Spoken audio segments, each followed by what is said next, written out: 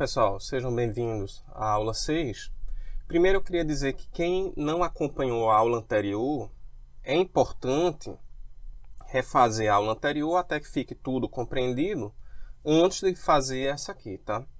Na verdade, a partir de agora, todas as aulas serão assim. Cumulativo o assunto. Você tem que saber os assuntos anteriores para assistir aquela aula, tá?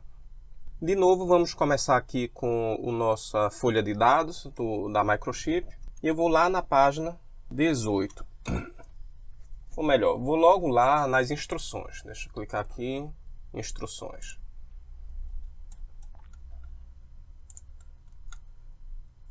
As instruções que nós vimos na última aula foram essas aqui. BCF, BSF, BTF-SC, BTF-SS. Certo? Ok, são instruções bastante úteis que testam bit.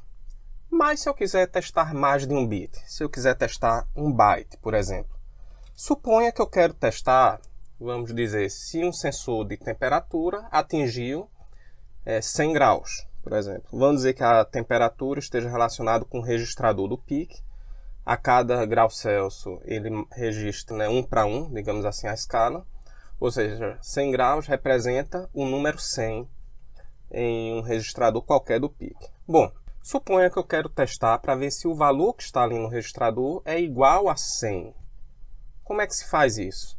Na última aula nós testamos apenas bits, mas não um byte inteiro. Vamos reutilizar as instruções já aprendidas, como a de soma e subtração. E além dessa, vamos aprender essas duas novas, DEC-FSZ e INC-FSZ. Para testar se um byte é igual a um determinado número, antes de qualquer coisa, vamos ter que detalhar mais a memória de dados. Eu vou lá agora sim na página 18. E agora vamos começar a ver que a memória de dados não é apenas uma tabela em branco, que você pode escolher qualquer endereço e usar à vontade, certo? A memória de dados, antes de começar a falar, atenção aqui, que na página 19, por exemplo, isso serve para todos os microcontroladores PIC, tá? Quer dizer o seguinte, uma folha de dados, às vezes, contém informação de vários microcontroladores. Nesse caso, tem informações do 16F627, do 16F628 e do 16F648. Então, você tem que prestar atenção no título da figura para saber se você está na figura correta. Por exemplo, tem essa figura de memória de dados e tem essa outra de memória de dados. Só que esse não é do nosso PIC. O nosso PIC é esse aqui, 16F628. Então, o microcontrolador PIC, ele divide a memória de dados em duas seções.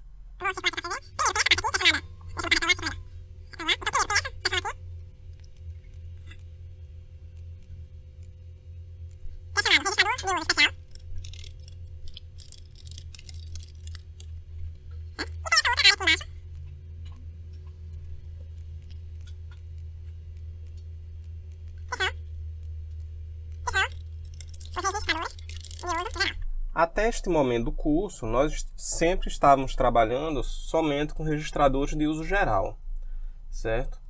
Pegamos aleatoriamente o endereço da memória, que agora você já sabe que não é mais tão aleatório. Se vocês prestarem atenção, toda vez eu pegava o endereço 20, que é justamente o primeiro endereço livre aqui da memória de uso geral, tá? Deixa eu botar isso aqui mais para cima.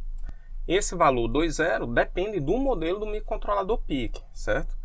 Inclusive, não só o endereço 20, mas a quantidade de colunas aqui que tem. A gente vai chamar essas colunas de banco. Banco 0, 1, 2, 3. Certo? Então, vão ter modelos de microcontrolador PIC que só vão ter 2 bancos e outros que vão ter 4.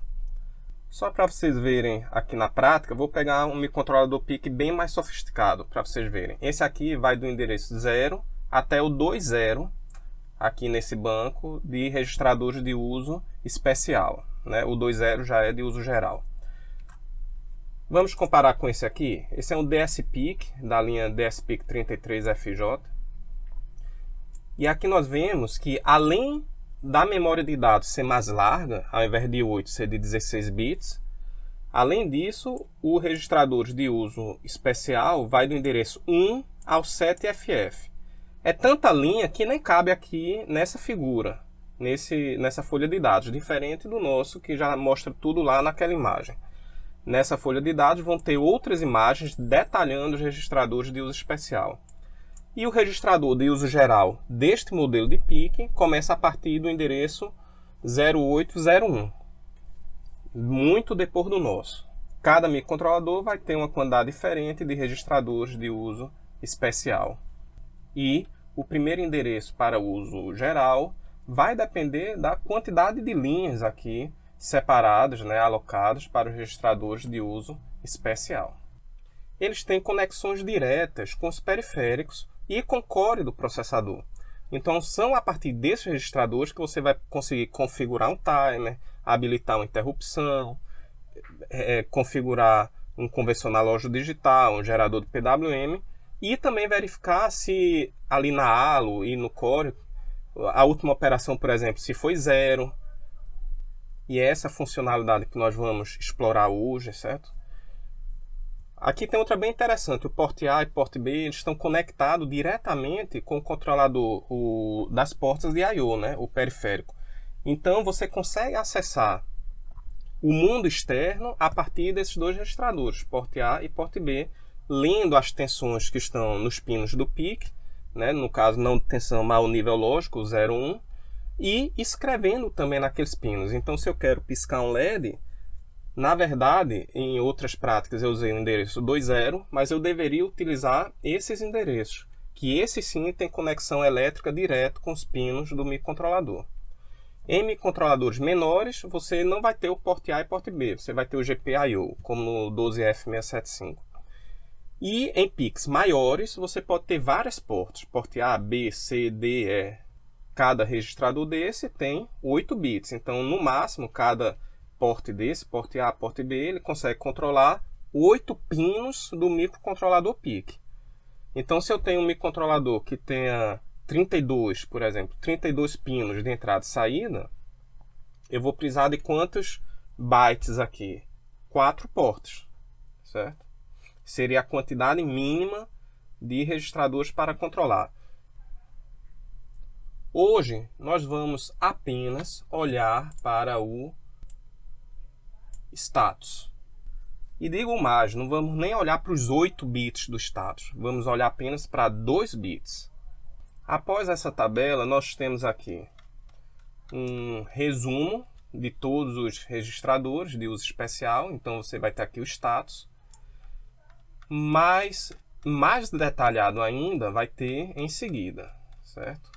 Aqui, status. Então ele dá aqui uma breve descrição, diz o que esse registrador faz. E no nosso caso, nós vamos ver apenas 2 bits. Nós vamos ver o bit Z e o bit C, que é o bit 0 e o bit 2 do registrador status, certo? Que está no endereço 03 da minha memória de dados. Antes de começar, é importante entender essa nomenclatura que ele utiliza aqui, tá? Essa linha aqui de cima, ele vai dizer o seguinte: se o bit, se ele é possível de ser lido, na verdade seria readable, ou writable, algo desse tipo. Como eu disse, esqueçam meu inglês. Então, se ele é possível de ser lido e possível de ser escrito. Por exemplo, esse bit e esse bit mesmo, você não consegue escrever nele. Eles são bits apenas de leitura. Outra informação importante que tem aqui são esses zeros, que tem aqui tracinho 0, tracinho 1 ou tracinho X. Isso aqui quer dizer o seguinte: no reset do PIC, certo? Quando você reinicia ele por padrão, ele começa com 0. Então, se eu ligar o PIC e ler esse byte, aqui vai estar 0, 0, 0, 1, 1, e o X é porque ele vai pegar o último valor que estava, tá? Indeterminado. Mas vamos lá, vamos ver o que é que esses 2 bits fazem, que é o que nós vamos utilizar hoje. Os demais bits eu não vou nem comentar o que eles fazem para não confundir, tá? O bit 2, ele diz o seguinte: se o último resultado de uma operação lógica ou aritmética foi igual a 0. E ele vai ser 0 se o último resultado não foi 0, certo?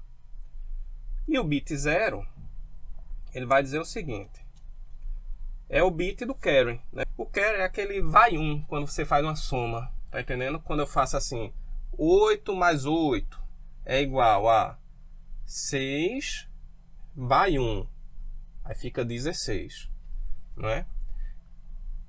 No microcontrolador de 8 bits, o maior número possível é 255 em um registrador.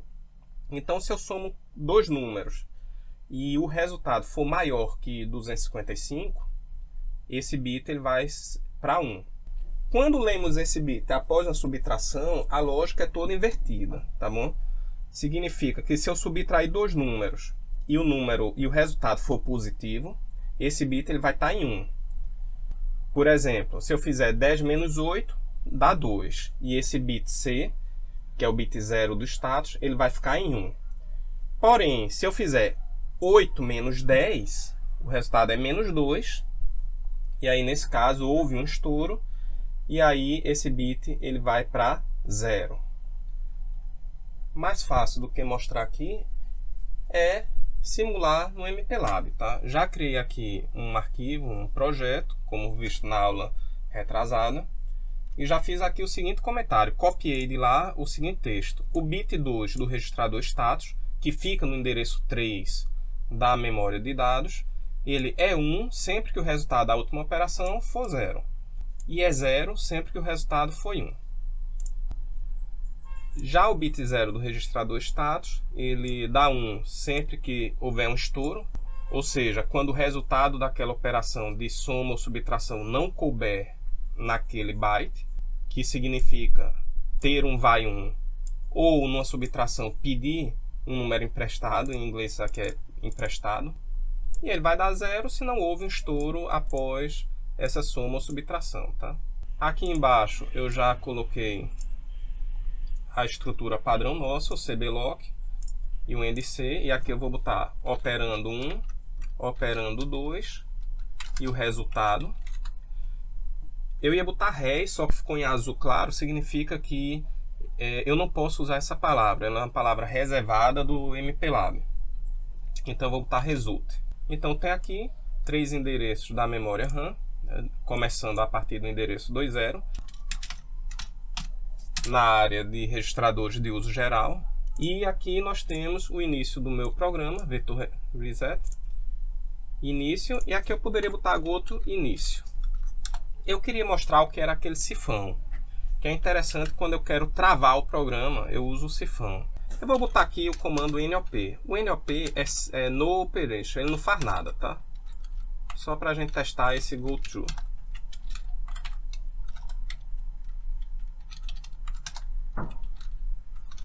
Pronto. Vou simular agora, F7. Então, ele vai ficar nesse loop. Aquele cifrão que eu coloquei significa esta linha. Então, vá para esta linha. Se eu quiser que ele vá para cá, eu posso botar aqui, vá para esta linha, menos 2. E aí, olha. Quando chegar aqui, ele vai pular 2 linhas para cima. Tá vendo? A mesma coisa eu posso fazer para baixo. Vá para essa linha, mais 2. Vamos simular. Essa linha, mais 2. Tá vendo? Ele veio para cá. E se eu botar somente um cifrão, vá para esta linha. E aí o que vai acontecer é que o microcontrolador ele vai ficar travado. Tá? Aqui ele não vai para lugar nenhum. Então é comum usar esse comando quando você quer executar um programa até um determinado ponto e chegar lá, travar o programa, ok? E eu vou usar ele aqui.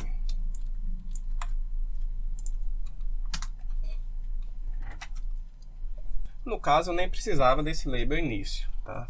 Já coloquei aqui, antes de vocês chegarem, no watch, os registradores status, OP1, OP2 e result, né? Resultado. Lembrando que o status está no endereço 3, o OP1 no 20, o OP2 no 21 e o result no 22. Observe aqui que o MPLAB já entende que o endereço 3 é o status. Veja que eu não defini isso aqui em lugar nenhum. Ele já tem gravado na memória dele o nome de todos os registradores de uso especial. Agora eu vou botar aqui em binário Quando eu mexi, ele saiu.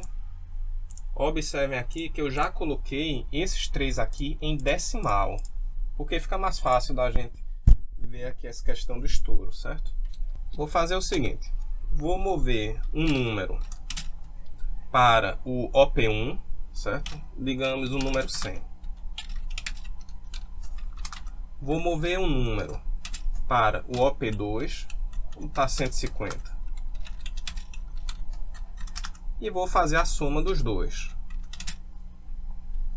Observe que o que está no W nesse momento é esse valor aqui, certo? Esse aqui. Então o que eu vou somar é o OP2, que na verdade eu vou pegar do W, já que já está no W, e vou somar com o OP1. O resultado dessa operação eu quero que fique no próprio W, porque se eu botar a vírgula F, ele vai sobrescrever o OP1. Agora eu vou mover o resultado, que está no W, para o result, para ficar armazenado lá em resultado. E aqui eu vou travar meu programa nesse ponto. Ok? Eu vou apertar F7 para simular. E aí, chegou aqui nesse GoTo, ele travou. Tinha outro aqui embaixo, mas esse outro nunca vai ser executado, tá? Ele nunca vai chegar lá. Então aqui nós temos 100 mais 150 é igual a 250. O registrador status, vamos lá. O status, esse é o bit 2 e esse é o bit 0. Então o bit 2 está dizendo o seguinte, deu 0. Significa que o resultado da última operação foi... Eita, eu coloquei desculpe. Foi diferente de 0. E o bit 0 do registrador status deu 0 também, dizendo que não teve o estouro nessa última soma. Agora vamos testar 100 mais 250. E aí não vai caber no registrador de 8 bits. Vou apertar em F7 de novo. Aqui deu 94, que é exatamente 256, que é a quantidade de níveis que cabe no registrador de 8 bits, menos 350, que foi o resultado da operação, 94.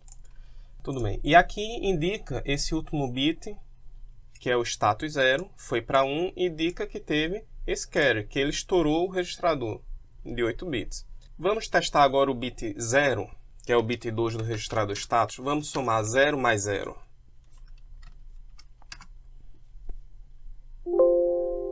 Somar 0 mais 0 não tem tanta utilidade, mas você vê aqui que o registrador status 2 foi para nível lógico 1, dizendo que a última operação foi igual a 0.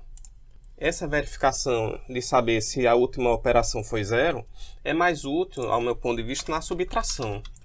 Por exemplo, eu quero saber se o que está em OP1 é igual ao que está em OP2. Então, ao invés de adicionar, você faz uma subtração. Se o resultado for 0, é porque são iguais. O bit 2 aqui do registrador status deu 0, indicando que foi diferente de 0 a última operação, ou seja, eles são diferentes. Agora, se eu botar 100 e 100,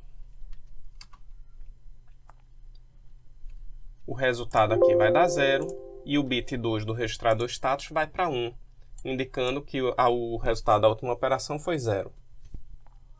Observe que o último bit aqui, que é o status 0, quando eu falo último, eu falo da direita. Ele é invertido em relação ao comportamento da soma, tá? Ou seja, se esse barra invertido aqui quer dizer que é invertido. Então, se não estourou, ele vai para nível lógico 1. E se ele estourou, ele vai para nível lógico 0. Aqui, como ele não estourou, ele ficou em nível lógico 1. Vamos agora fazer o seguinte, vamos subtrair 8 menos 10. Esse aqui ele faz o seguinte, ele subtrai, ele tira W do F. Então, vai tirar de OP1 o que tiver no W. O que está no W é o 10. Então, vai tirar 10 do 8 que estava em OP1. Resultado, menos 2, vai estourar.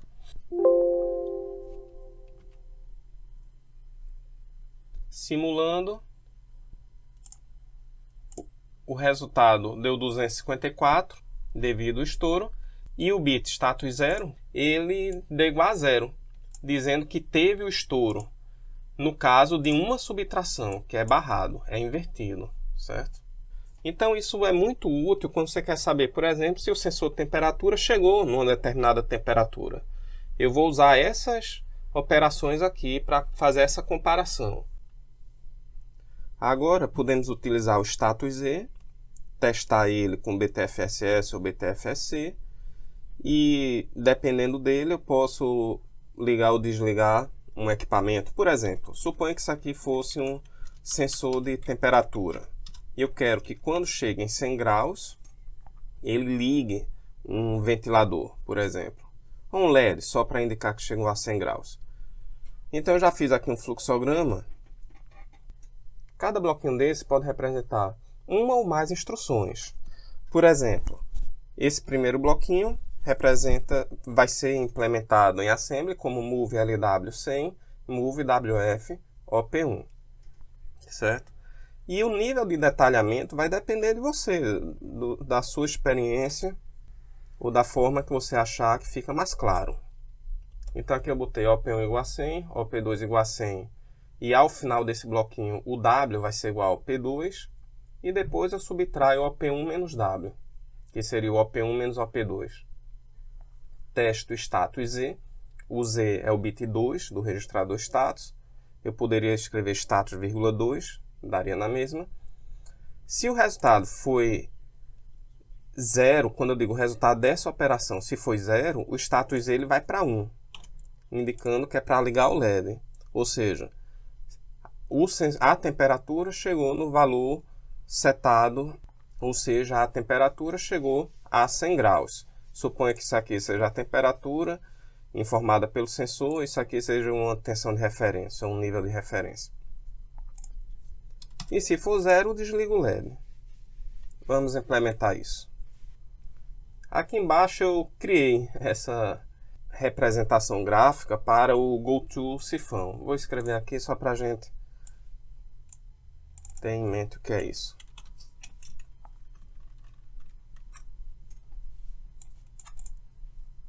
E aí ele vai ficar travado aqui, certo? Nesse endereço da memória. No caso aqui, no MPLAB, eu tanto posso botar BTFSS ou BTFSZ. Mas só para seguir o padrão que a gente definiu na última aula, que o fluxo principal é esse aqui, que fica na vertical, e tudo que tiver saindo dessa coluna principal aqui será desvios, então eu vou utilizar o BTFSS, que pula uma linha e vem para cá para ligar o LED, e se não pular uma linha, ele chama o GoTo para desligar o LED. Então eu tenho que botar aqui um label aqui. Des LED, pronto.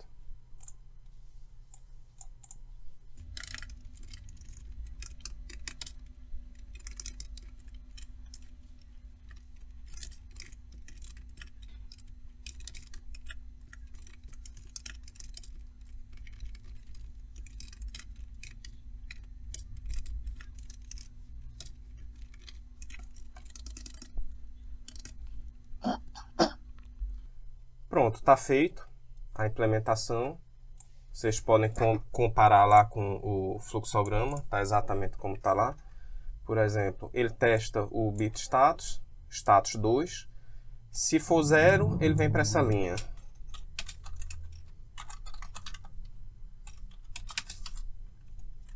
Que vai desviar para o desliga LED. Aqui, ó. Se foi 0, vem para desce LED e desliga o LED. Eita, tem errado. BCF LED. E depois ele fica travado aqui, certo? BCF. E se for 1, ele pula a próxima linha e vem para cá.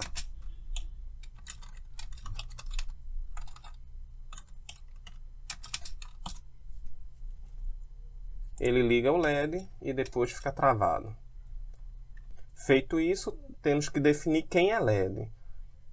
Mais na frente nós vamos utilizar o porte A, porte B, ou GPIO, mas por enquanto vamos continuar com a metodologia que estávamos fazendo, utilizando um endereço qualquer da memória para representar os sensores e atuadores. No caso, o LED seria uma saída. Vamos botar aqui LEDs, criar um CBlock e fazer uma definição aqui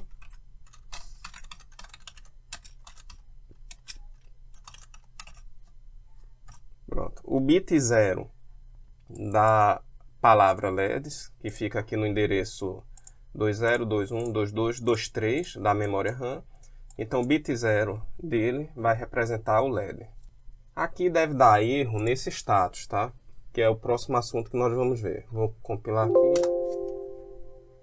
E deu erro. Se eu ver aqui qual foi o erro, vai estar aqui, símbolo não previamente definido, status. O que isso quer dizer? Que a palavra status ainda não existe. Nós não criamos o status antes. Aqui no Watch, não tem essa ligação com o assembler aqui, que vai montar. Então, o MPLAB sabe que status é o registrador de uso especial, mas o assembler, quando vai fazer a construção do código, aqui ele não sabe. Então, nós temos que definir status, assim como foi definido OP1, OP2, result, LEDs, tá entendendo? E quem é status? Status, nós já vimos lá no início dessa aula, é o endereço 03 da memória de dados. Vou compilar agora. E agora vai funcionar, certo? Aqui o status é o endereço 03. Testou o endereço 3, o bit 2 dele, e ligou o LED, nesse caso. Se eu botar aqui números diferentes, por exemplo, 100 e 10, ele vai desligar o LED, porque são diferentes. E desligou o LED. Está funcionando bem. Só que vamos definir, certo? Esse 003. Eu poderia definir aqui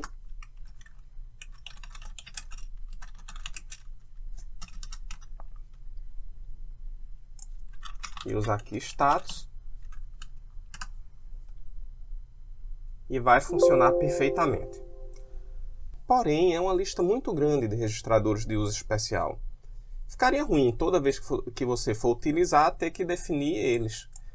Então, para facilitar a vida do programador, o MPLAB já traz junto com ele arquivos de definição, que são arquivos que já têm todos esses define relacionando o nome dos registradores e os endereços.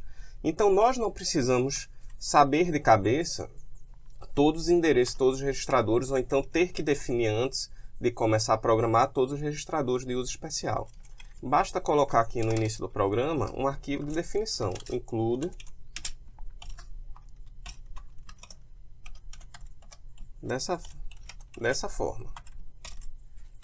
Oh, desculpa, rapaz, é que esse teclado às vezes. Vou compilar agora. Compilou, não deu erro. E você viu que eu utilizei a palavra aqui, e apesar de eu usar a palavra aqui e não ter feito a definição dela aqui, não deu erro na compilação. Porque aquele define que eu fiz aqui está dentro desse arquivo.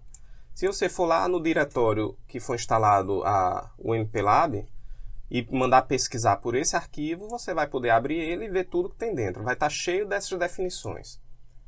E lá tem não só a definição do status, como o vírgula 2 você pode substituir por um Z.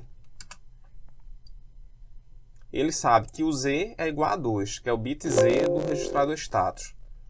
Então fica mais fácil programar assim, status Z. Agora que eu atentei que não estávamos vendo o LED acender, então vamos botar aqui LEDs, e o LED vai ser o bit 0 desse registrador. Está aqui em binário. Pronto. Então, se for diferente, vou simular novamente aqui, ou já simulou, aqui fica 0. E se os números forem iguais, 100 e 100, o LED acende.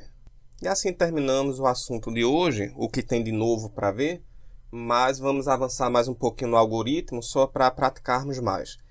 E se ao invés de somente igual, se eu quiser saber se o OP2 é maior ou igual do que OP1, como é que faz? Vou dar uma pausazinha na gravação para poder fazer um novo fluxograma. Quando eu chego aqui no fluxograma que eu penso um pouco, na verdade, acabou o problema. Aqui ele já vê se OP1 é maior ou igual ao OP2. Lembrando que esse bit ele vai para nível lógico 1, no caso de subtração, quando OP1 for maior que OP2. Que aí não há o estouro do registrador. Então, se não tem estouro, OP1 é maior ou igual que OP2. E aí ele liga o LED. A mudança foi tão pequena que no MPLAB se resolve assim. Pronto, já está vendo se OP1 é maior ou igual que OP2, certo? Vamos fazer um teste. Vamos dizer que OP1 seja 150, é para o LED acender. O LED está aqui aceso. Vamos botar 100, que é igual, é para o LED ficar aceso. Está. E por fim, vamos testar aqui com 50. Agora é para o LED apagar. E o LED apagou. Então vamos fazer o seguinte. Vamos botar OP1, OP2 e OP3. E ver se OP1 é menor ou igual que OP2, que é menor ou igual que OP3. Se isso for verdade, liga o LED. Tem que ser isso e isso. São duas condições que serão testadas. Como no passe de mágicas, aqui está o fluxograma. Na verdade, não ficou muito mais complicado do que era antes. Antes de continuar, eu queria deixar claro que esse algoritmo não está o mais eficiente que poderia ser. Dava para fazer isso mesmo que a gente está fazendo com muito menos linhas de código. Por exemplo, aqui eu estou armazenando em OP3 e depois aqui embaixo eu carrego de novo OP3, jogo para o W, enfim. Mas por uma questão didática é que eu estou fazendo assim bem pausado. Carrego OP1, OP2, OP3 e depois eu vou fazer OP2 menos OP1. Agora eu tenho que carregar o OP1 no W antes de fazer a subtração. Lembrando que eu não posso subtrair direto dos registradores, né? O PIC não permite isso. Tem que ser o W com algum registrador. Então, no caso, aqui, se OP2 for maior ou igual que OP1, o status C ele vai ficar em 1, porque não vai estourar dos 8 bits. Então, significa o seguinte, aqui OP1 foi maior ou igual que OP2. E agora eu vou testar OP3 e OP2. OP3 menos OP2, se não estourar, quer dizer que OP3 é maior ou igual que OP2. A mesma coisa aqui. Então, se isso for verdade e se isso for verdade, liga o LED. Se qualquer um dos dois aqui não for verdade, desliga o LED. Quer dizer que ele não está dentro daquela faixa estabelecida. Vamos agora implementar isso no MATLAB. OP1, lá eu acho que eu botei 100, OP2 150. E agora, OP3, 200. Agora, vamos mover o OP1 para o W e fazer essa operação. Não sei se o MPLAB de vocês fazem isso, mas de vez em quando, uma vez ou outra perdida, acontece isso, dessa janela aqui não se atualizar. Deixa eu fechar aqui e abrir de novo para ver se resolve. Agora resolveu. Pronto. Eu realmente não sei explicar isso não, isso é um bugzinho que tem no editor, tá? Vamos lá. Então eu parei aqui movendo o OP1 para o W e depois fazendo OP2 menos W. Move F, OP1 para o W e agora subtraindo OP2 menos OP1, que é OP2 menos o W. E o resultado armazenando no próprio W, certo? E aí eu estou salvando o resultado em result. Esse result aqui, ele na verdade não vai servir para nada, tá?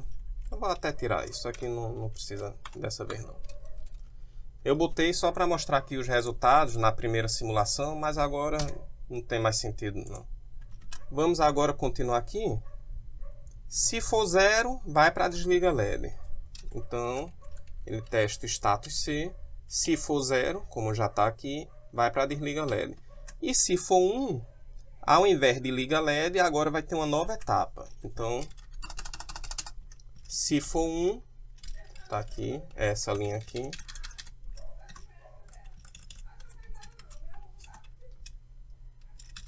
Ele vai pegar o OP2 e colocar no W.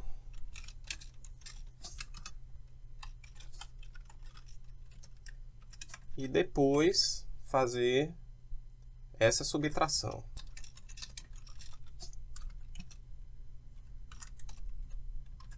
é o OP3 menos W. E o resultado salvar no próprio W. Vou testar agora o status C. Se foi 0, vá de novo para o desliga LED. A mesma coisa do que estava aqui antes. Se foi 0, vá para desliga LED. E se for 1,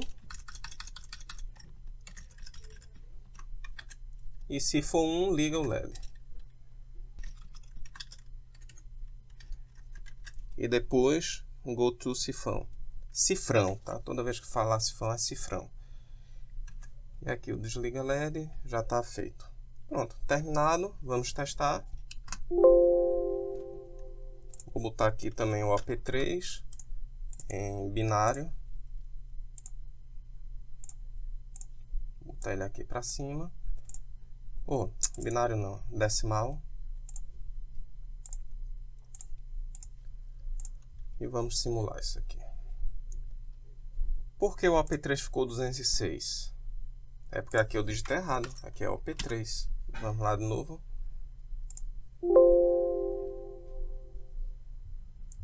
Então o LED ligou, porque o OP2 está entre OP1 e OP3. Vou testar agora botando o OP2 em 50. E aí ele vai ficar fora da faixa, entre 100 e 200. E aí o LED se apaga. E também apagou ali, né? Vocês estão vendo. E agora eu vou botar aqui 210. Também vamos ver que o LED vai se apagar. Está apagado. Vamos ver agora as igualdades. Vou botar 100, que também é para o LED acender. O LED acendeu. E vou botar agora 200, que é também para o LED acender. O LED continua aceso. Então está funcionando em todas as situações previstas. Tá? Por hoje é só. Na próxima aula avançamos mais nos registradores de uso especial e também em mais algumas ferramentas de simulação.